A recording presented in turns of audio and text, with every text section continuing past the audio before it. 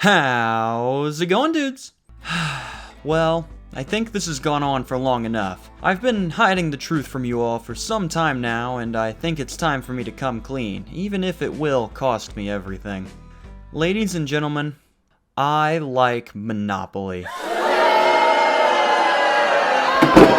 Yes, being one of the most popular board games in the world, Monopoly has quite the large fan base behind it, most of us living in secret to avoid persecution. And as we know, with a large fan base comes a large profit potential. With a design as simple as Monopoly's, you can alter and add to it with a lot more ease than other games. So Hasbro has decided to take this opportunity to create a frankly absurd amount of different versions to not miss out on a single target market. How many different versions? Well, for this video, I scrolled through 1,500 different official versions of the game on Board Game Geek, and picked out the most confounding, weird, and just plain bad versions available. So with a lot to cover, let's jump headfirst right into the worst and weirdest of Monopoly. For our first section, I want to highlight that we're only focusing on official Monopoly versions. So how do you tell the difference between an official and a Kroger brand Monopoly? Well, the largest indicator that a game is an official Monopoly product is if it has the full word of Monopoly somewhere in the title, as Hasbro holds the trademarks for that title and the artwork. The most common way companies get around this is by instead putting the ending phrase "opoly" at the end of whatever their theme is. So Chicago-opoly here is not an official Monopoly version. It was made by Late for the Sky. You can see this even more in the board design. The colors are switched around, the cards are renamed, and the art is all different. So as a quick guide, if it's a Monopoly, it's official. If it's a something-opoly, it's not. As with everything, there are exceptions to this though, as 1983's Gay Monopoly is not an official version, as you can probably imagine. I've covered this gem before, but to highlight why we see all the opolies around, this game tried to get away with using the full title and was quickly sued right out of existence for copyright infringement. With all the changes that they made to the board, cards, art, gameplay, and mascots, they would have been fine if they would have just changed the title. And I can say that with confidence because 2001's Gay-opoly made it out completely unscathed. Quite a tough scene there, but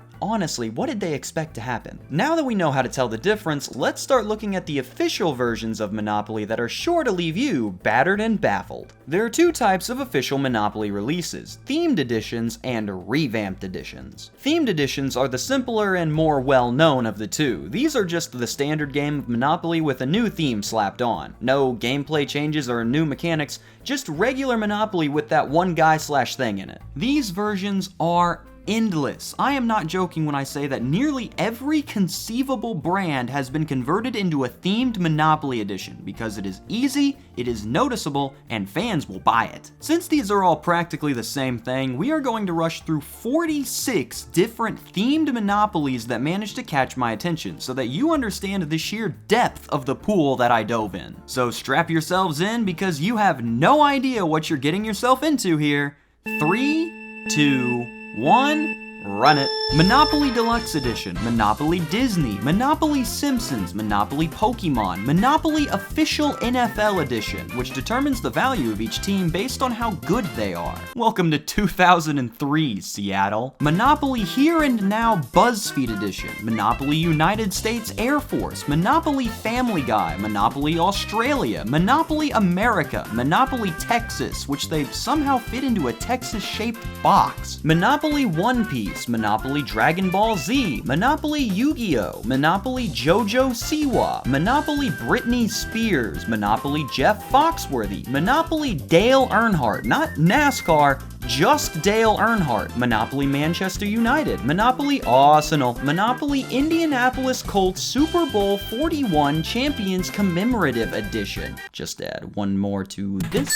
Monopoly Redskins, Monopoly My NBA, which lets you determine the value of each team, Monopoly Blackpool and the Fiddle Coast Edition, Monopoly Bournemouth and Pool Edition, Monopoly Gloucestershire, the 1-2 punch of Monopoly Cleveland and Monopoly Detroit. game. Monopoly John Deere, Monopoly Warhammer, Monopoly the .com edition, Monopoly SpongeBob Meme edition, Monopoly Heinz, Inflatable Monopoly, Monopoly US Stamps edition, Monopoly City of Utica, Monopoly Virgin Money. Go on, it's payday. Monopoly D-Day, Monopoly America's World War II, Monopoly Emo, not the people, the Dutch shipping company, Monopoly Advanced Semiconductor Materials Lithography Special Edition, Scott the Woz Monopoly, hey y'all, Cam here, Monopoly Tutankhamun in the Golden Age of the Pharaohs, Monopoly Bass Fishing, and Monopoly House Divided, where, no joke, you pick a political party to represent and go around trying to buy as many electoral votes as possible. Topical. There you have 46 different reskins of the exact same game sold at market, and remember, I scrolled through 1,500 of these things, and that isn't even all of them. But that is just the first type of Monopoly release, and while themed editions are neat, the revamped editions are definitely more interesting. Revamped editions can range from tie-ins to sticking with the Monopoly brand, but what sets them apart is that they each try to change up the Monopoly gameplay in some new way. These can be with changes to the movement, the board, the rules, or sometimes even the entire structure of the game. I've got 10 revamped editions that I'd like to show off here, all ranging wildly in terms of quality and wackiness. So let's start off with the logical first step, Monopoly Gamer. Monopoly Gamer sees you take control of one of your favorite Mario characters. There are no Luigi or Shy Guy tokens. Monopoly Gamer sees you take control of a Mario character as you move around the board trying to collect coins and fight bosses. The player with the highest score at the end of the game wins. Monopoly Gamer plays way different than your standard Monopoly, as instead of running a marathon of endurance, you're running a sprint to the finish. Coins act as your currency, but what you're really gunning for are points, which you can get by buying properties or beating bosses, one of which appears every time someone reaches go. There are only 8 bosses in the game, and once all the bosses have been beaten, the player with the highest score wins, so if you're playing with a standard size group, this thing will be over in less than 40 minutes. I always thought Monopoly would be more fun if I got to play less of it. But bosses aren't the only people you're fighting, as you can get just as violent with your friends. One of the die has been replaced by a power-up die, which can be rolled before or after you move and can either grab you coins or make others lose coins. This sounds like a whole lot of fun, but you know what it doesn't sound like?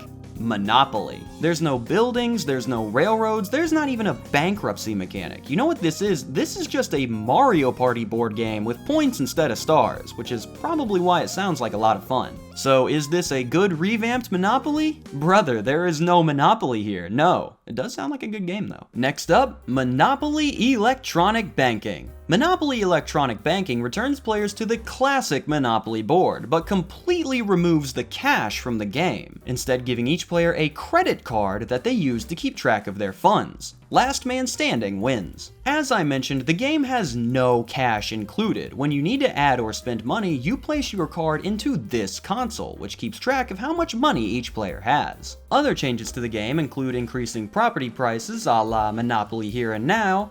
The railroads are now airports, and yeah, I think that's it. This is the exact opposite of Monopoly Gamer. This is literally just Monopoly with a digital currency shtick, and no other gameplay changes. So is this a good revamped Monopoly? Brother, there is no revamped here, no. Okay, so just to clarify, if you set out to make a quality revamped Monopoly, by definition, you need to change up some of the mechanics to make the game more fun while keeping the spirit of the original game intact. So let's bring out the next guy and see if we can do a little bit better.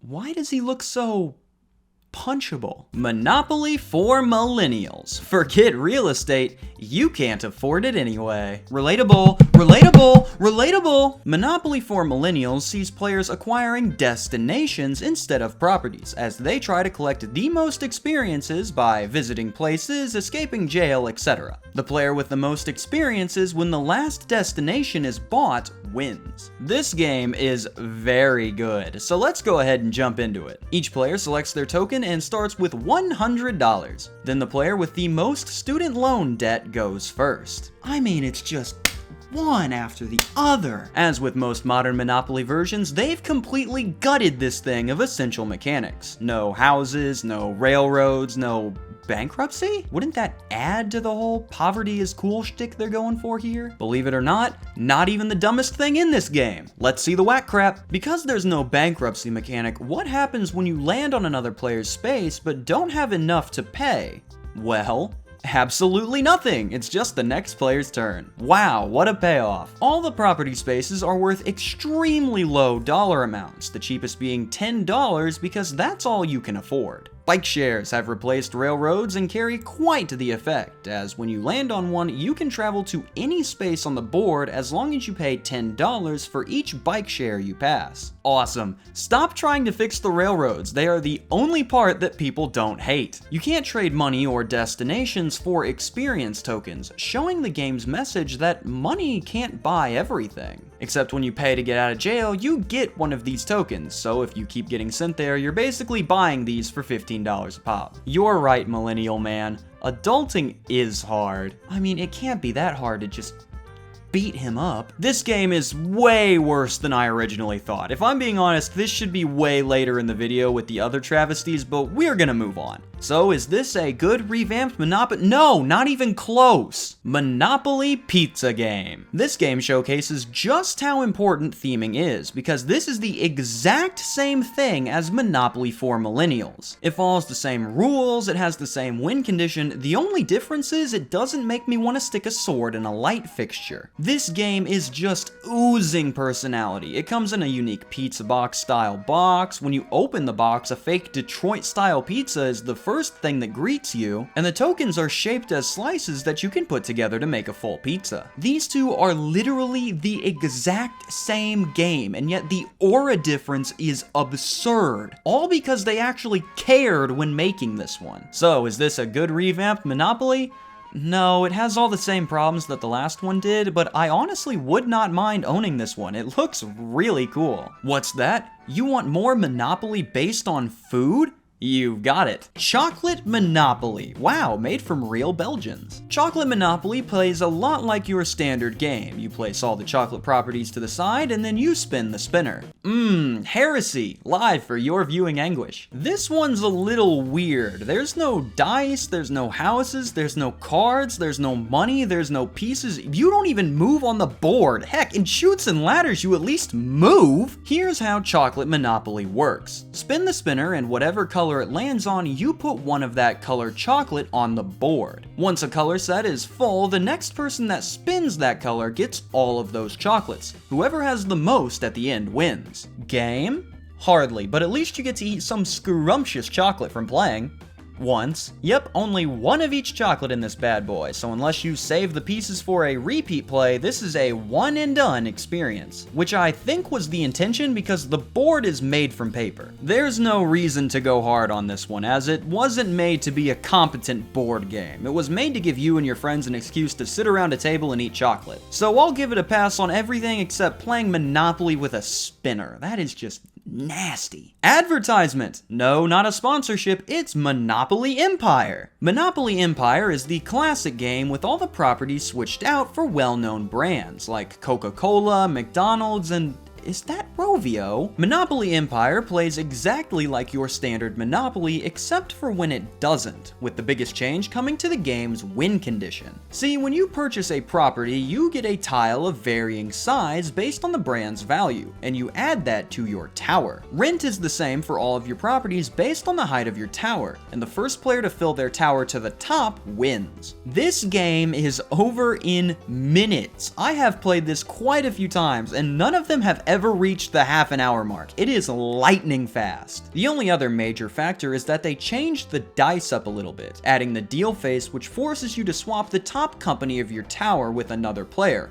which keeps the game unpredictable. Out of all the revamped versions we've covered so far, this one probably does the best job keeping the Monopoly feel intact with a cool new idea, with my only gripes being the minute playtime and the fact that they've removed the railroads for seemingly no reason. Come on, man, even the utilities made it in. Just make them Amtrak spaces and have them take value away from your tower or something. Advertisement. No, not a sponsorship. Wait, yes it is. I gotta keep you on your toes. We've seen a lot of monopolies, and one thing that they all have in common, at least the ones with self-respect, is that they all use dice. The problem with most of these little buggers though is that they're 1, boring, and 2, easy to lose. And once they're gone, they're not easily replaceable by common household items. Is that a 3? To solve this issue, the folks at Rollin' Dice Limited are launching a Kickstarter to bring forth a new wave of dice storage and transport with their series of dice cases and bags. Each dice case is printed, sandblasted, polished, and dyed by hand, and holds up to 5 customizable dice in either the standard or keychain model. They've got variety too. From needing to hide your gambling addiction to showing a rival who they're dealing with, they've got the perfect size dice for any occasion. Got a little too ambitious at Gen Con and now need a place to store all those D&D dice? These stylish dice bags can carry your sets with ease, come in over 400 different variations, and carry even more dice on the end. Now I'll never need to use this again. Thanks, Rollin'! The Kickstarter launches the 21st, so be sure to use the link below to check it out and secure your VIP edition before they're gone. Thanks again to Rollin' Dice for the sponsor. Now let's see what else Monopoly has in store for us. Monopoly, longest game ever. I beg to differ. Monopoly Longest Game Ever is an inflated version of Monopoly, not to be confused with the inflatable Monopoly, that has only one goal. Make sure that this game takes as long as possible to finish via various slowdown mechanics. Whoever has the most money when the last property is purchased wins. That doesn't sound so bad. How many properties are we talking about here? Oh, just 66. In order to cause the subtitle, the game has gone out of its way to make sure that getting those properties moves as slowly as possible through various changes to the mechanics. The biggest one being that you can only use 1 die. Maximum of 6 spaces at a time on this board, and you can't roll doubles to go again. Yeah, it's gonna take a smidge. On top of that, auctions have been removed, and free parking cash is now an official rule. And hilariously, going bankrupt has also been removed because they don't want anyone to be able to lose and leave the table early. So now if you run out of money, you go into debt. I am 100% in support of this decision. That sounds horrible.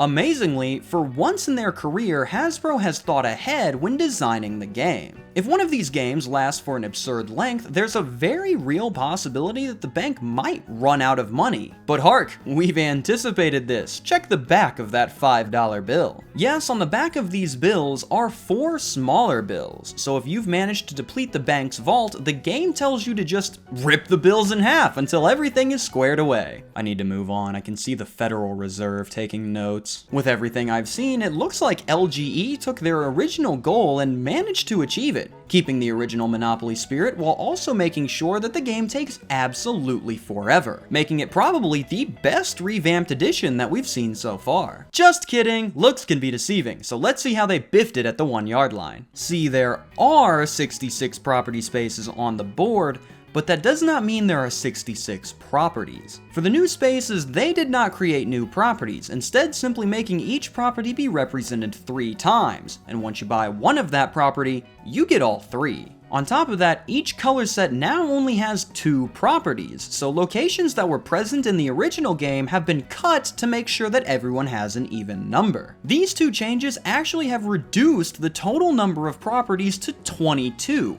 which is 6 less than the original game and with more chances to get a specific one on a trip around the board. This combined with the fact that the game ends once the last property has been purchased, and on average LGE will likely take less time to complete than your standard Monopoly game. Failures! I'm surrounded by failures! Not for millennials. Not the longest game ever. I bet this one isn't even a virgin. I'm not even gonna pretend that we've got better games on the horizon. Just show me what's up next.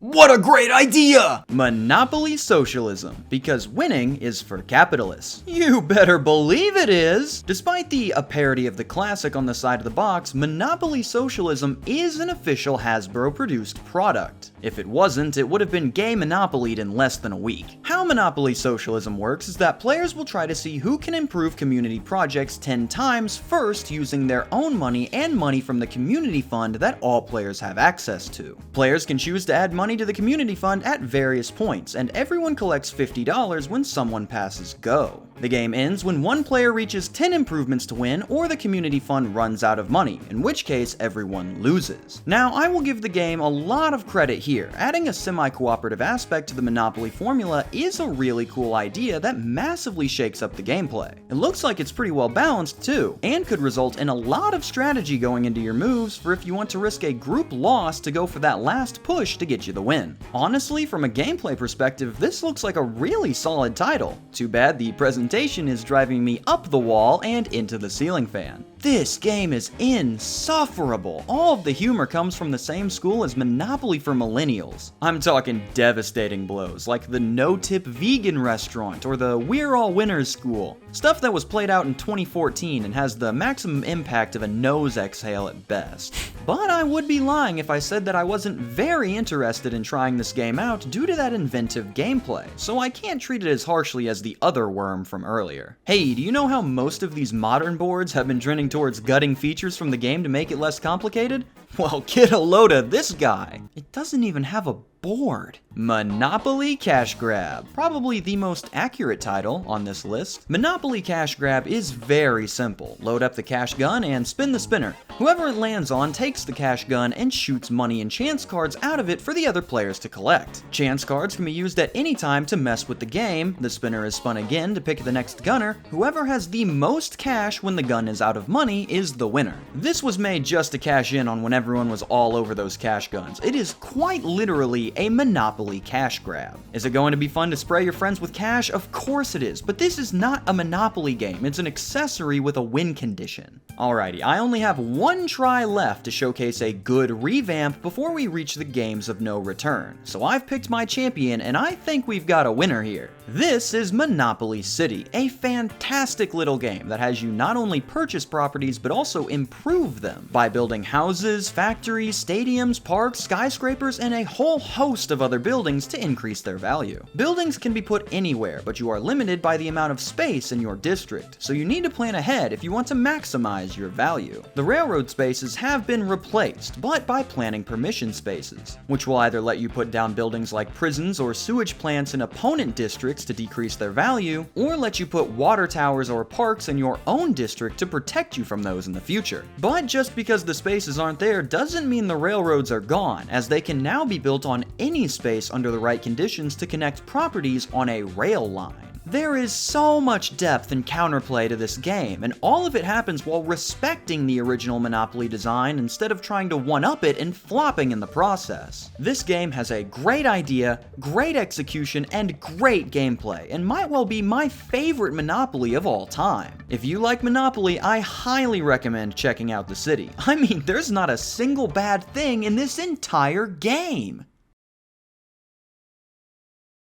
Okay, I lied, there's more to the game, and it's bad, alright? See, most of my good memories of the game are moot if I want to play it again, because I completely forgot that when we played the game, we entirely ignored one of the components because of how stupid it was. Ladies and gentlemen, meet the trading unit. What if we took the red-hot action of building houses on your properties and locked them behind some arbitrary restriction? That's Hasbro, doing what they do best, screwing things up. Now granted, the trading unit does serve some nifty functions. It adds a timer to auctions and trades that force people to think and act quickly, which adds more stress to these actions. But they couldn't just leave it there. No, we have to add just one more thing to the trading unit. A light wheel tied to property construction. How does it work? Well, when you want to build one of your properties, go ahead and hit the button on the trading unit, and it will tell you how many houses you are allowed to build this turn completely at random. It's like they need to meet a bad idea quota for every game. Unreal. I should not have to pray every time that I want to build houses. You aren't even guaranteed that you can put even one down, since the railroad symbol is here. 3 people are coming up on your color set and you're loaded with cash? Boy, they'll sure be seething when they land on your freshly built free public transportation. I'm convinced at this point that Monopoly needs house rules in order to survive, because playing any of these games, rules as written, is just nonsense. If you like Monopoly, then I highly recommend checking out the city, as long as the first thing that you do is toss the trading unit and never look back. And it is now time. We have endured quite the collection of vile pieces leading up to here, and as a reward, we must now bear witness to the 3 dumbest versions of Monopoly that have ever polluted the retail space. These 3 bums somehow managed to release 1 year at a time consecutively from 2018 to 2020. So we'll travel backwards from youngest to oldest, and hopefully by the end of this, I'll have convinced you that maybe the regular Monopoly really isn't that bad. Starting off with 2020 Hasbro, we've got an absolute heater with Monopoly for Sore Losers. For me?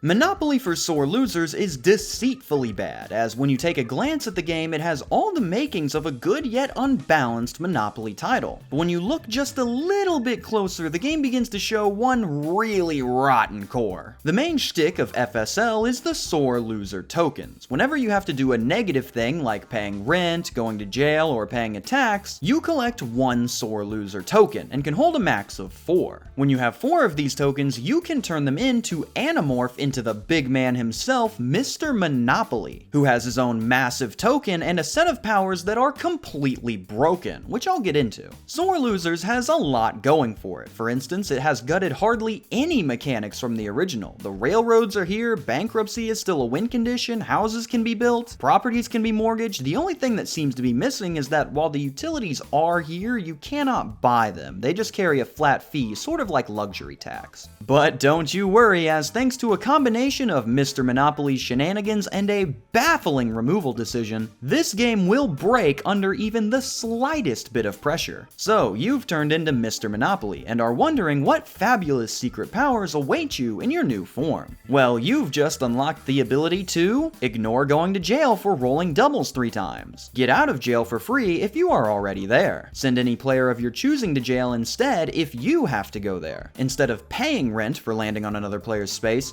collect rent from the player whose space you landed on. When you land on top of another player, skip their next turn and steal 1 property of your choice from them, including any with houses on them. As sick nasty as that power list is, you can do one more thing as Mr. Monopoly, which is half of the combo that completely breaks the game. Whenever you or someone else rolls doubles while you are the big man, you can place 1 house on any space on the board for free. This does not need to be on a completed set, and you do not have to build evenly. You biffed it. We were so close. Who looked at this power set and said, no, he needs more? There is genuinely no reason to buy houses, especially since you still do need to build even if you aren't getting them for free, so just wait and don't waste your money. Of course, you likely won't have the option to buy any houses after a bit due to one of the most baffling rule removals I've ever seen in a board game. See, you can mortgage properties, you can build houses like normal, and you can even trade properties with houses on them. But for some brain-licking reason, you are straight forbidden from selling houses back to the bank. This is one of the very few mechanics from standard Monopoly that is missing from this title, and I can see the artist's vision with this one. Since you can put down houses for free, they likely didn't want you slapping one down on the blue, selling it for 2 hundo, and turning that into 2 free orange houses. Makes sense. Except in preventing an exploit that will get you a few more low-level houses, they ended up crashing the entire housing market. Controlling the housing market is a very powerful strategy in Monopoly. With a limited number of houses, you can build up your properties strategically to use the most amount of them as possible, keeping your property values high while preventing your opponents from upgrading theirs. The only problem is this strategy takes a massive amount of setup, strategy, timing, and most of all luck, since you need to control multiple monopolies and beat all the other players to the punch. And it still might not work out if you lose enough money that you need to sell some of those houses. Now, what if there was a way to put down houses wherever you want, for free, right from the start of the game, without needing to build evenly, with the ability to put them on properties you don't even own, and the guarantee that they will never leave that space? The result is complete market strangulation. These houses are going to fly off the market, and they will be built unevenly to maximize value. So when a bunch of people have super properties full of houses, they have monopolies but there are no houses left to build, they can't build hotels because they didn't build even, and they can't sell the houses to free up the market, You get a housing market soft lock. I can understand the broken Mr. Monopoly powers. After all, the players are supposed to be switching control of him constantly to retake the edge. But not allowing players to sell houses needlessly causes a fatal flaw in the game's main progression system, and I still don't know why they removed it but left nearly everything else from the original. Monopoly for Sore Losers was shaping up to be an unbalanced gem of a game, but through just 2 unnecessary elements ends up shattering its endgame in a truly baffling way. But where just a few bad ideas turned a promising game into a letdown, just 1 year prior they would put together a game that was simply an all-around terrible idea from the start. Our representative from 2019 Hasbro is the self-made investment guru herself, Ms. Monopoly. New Ms. Monopoly. How will you change the world? I have covered Ms. Monopoly before, but in that segment I mainly focused on what was and still is one of the worst board game mechanics of all time, the wage gap. For a quick recap, the wage gap mechanic changes the amount of money each player makes. If you are a boy, you start with $1,500 and get $200 when passing go. But if you are a girl, you start with $1,900 and get $240 when you pass go. So in one of the most bass-ackwards decisions I've ever seen, the geniuses at Hasbro decided that the best way to empower women was to give them a handicap. We did it, guys. We thwarted sexism. Since I went more in depth on the wage gap in that video, I'll instead be devoting my attention to the rest of Ms. Monopoly, because believe it or not, they screwed up pretty much everything else too. To my genuine shock, this is another modern Monopoly release that didn't gut the board, carrying the same amount of spaces as the original. But be careful, the Demon of Babylon disguises herself in the Code of the Righteous, for while the knife wasn't used to slash the board, it was taken down hard on the mechanics. The railroads have not been axed, but they have been replaced by ride shares, which allows you to move to the next ride share on the board if you would like. So while there are the same number of spaces, there are 4 less properties because we hate railroads and we also hate you. Alongside the railroads, another thing that is gone is the entire mortgage system. If you're running low on funds, you will need to sell a whole property back to the bank, meaning the only way to get it back is to land on and buy it again. What's worse is that when you sell a property back, any improvements you built go along with it, since you were also unable to sell those once you put them down. So any old schmuck can just stumble their way onto a maxed out property with little effort. You'll notice that I said improvements and not houses. Well, that is because along with most of their collective sins, the designers tossed the entire housing system into a chemical fire. The building up to a hotel system is gone, replaced by the new and improved business headquarters. Only one business headquarters can be placed on a property, and once it's on there, it's there forever. As a result of this change, the values of these properties have plummeted. Boardwalk and Chocolate Chip Cookies are the most expensive properties in their respective games, and when maxed out, there is a $1,200 drop in value for the Ms. Monopoly property. Are you feeling empowered yet? At the very least, the game carries the game ends when the last property is bought condition, so you're not just running in circles forever. But I am still left baffled as to how they managed to screw up their own message this bad. At least for millennials and socialism intended to be a tongue-in-cheek jab at their subjects, this was 100% serious. They thought this would change the world. This should have never been a mass market release. I can see this being a promotional copy sold at some kind of festival or event, but this had no chance on the retail space. It has no mainstream appeal, and people just saw right through its nonsense. But while Ms. Monopoly was just a bad idea from the start, just 1 year prior, a good idea was hatched from the minds of Hasbro, and it would take the entire company's collective brainpower to make sure that it squandered that potential. Our representative from 2018 Hasbro is the one and only Monopoly Cheaters Edition. And guess what I found for $5? Monopoly Cheaters Edition is quite the spectacle, leaning into the Monopoly is so easy to cheat in narrative and challenging you to do it yourself. Standard modern Monopoly win conditions here, either last man standing or whoever has the most money when the last property is bought and everyone reaches go wins. Now before I cover the actual game, I have to talk about the theme. Massacre's Mansion made an excellent video about Cheaters Edition, which has pretty much become the definitive review of the title, even popularizing the abbreviation MCE. But out of his entire review, there is one statement that I believe to be the most spot-on analysis of the game that I have heard. The concept, theme, and marketing do an excellent job of luring people in.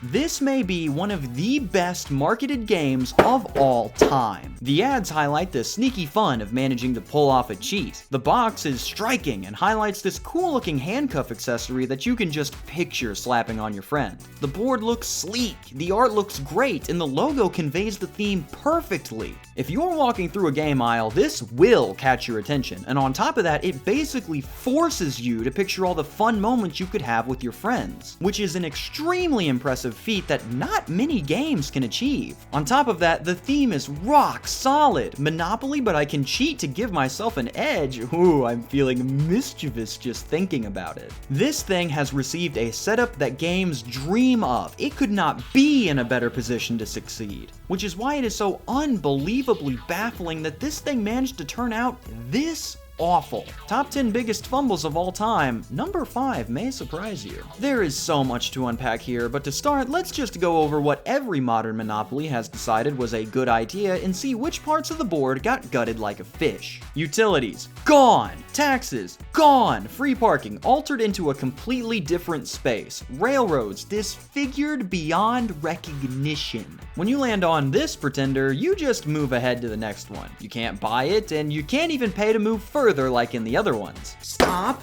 trying to fix the railroads! Luckily, all the other standard properties are here, but they're looking a little wonky. States Avenue is now 20 bones, Atlantic Avenue is half off, and Pennsylvania Avenue is just straight up free. This is actually not too bad of an idea. I can appreciate what they're going for here. It absolutely upends the cost balance of the game, but it adds even more to the hectic nature of that initial property scramble, which is a lot of players' favorite part of the game. On top of that, it breathes new life into some of these color sets. Green is always left to dry in our games due to its many drawbacks when compared to others, but with Pennsylvania being free, the greens become a much more desirable target. I don't think all of these are a hit though. Starting Connecticut off with a hotel is a little silly, especially since the rules still make you put one on the board when there already aren't enough. If you're wondering why I'm not more surprised by free hotel, that's because they are practically meaningless, because Hasbro had the excellent idea to just remove standard houses from the game entirely. The only thing that you can put down is one hotel, thereby making every property worth less, and there's also no mortgaging or selling hotels once they're down. Doesn't this just sound like a blast? But now it's time to bite into the real meat of this rotten flesh. Ladies and gentlemen,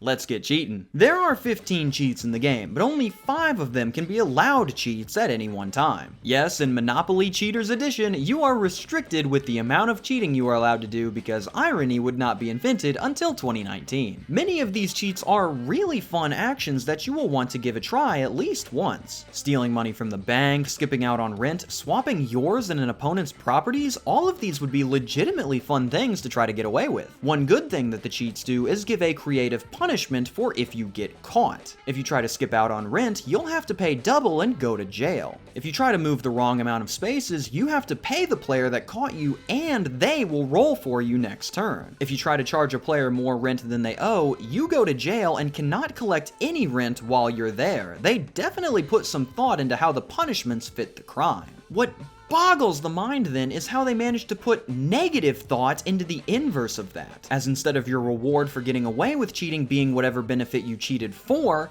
you get an extra bonus on top of it. The worst of these by far are the property related ones. Manage to swap a property with another player without them knowing? Put a free hotel on your new one. Manage to steal a property from another player or the bank? You guessed it, free hotel. Get away with not paying rent once? Congratulations, you now own that property. What are we doing out here? The whole point of the game is to cheat. People don't need more incentive. The chance and community chest cards are the same way. Some of these have really cool effects that interact with the cheats in unique ways, which could impact the way in which you choose to play the game. At the same time, some of these are lip-bustingly crazy with their effects. It's like every time someone has a good idea, they go, "I like where your head's at, Barry. Stacy, start figuring out how to implement that. Steve, start figuring out how to ruin it." This is best exemplified by one of the highlights of the game. Something so important to the theme that they made a window in the box just to show it off: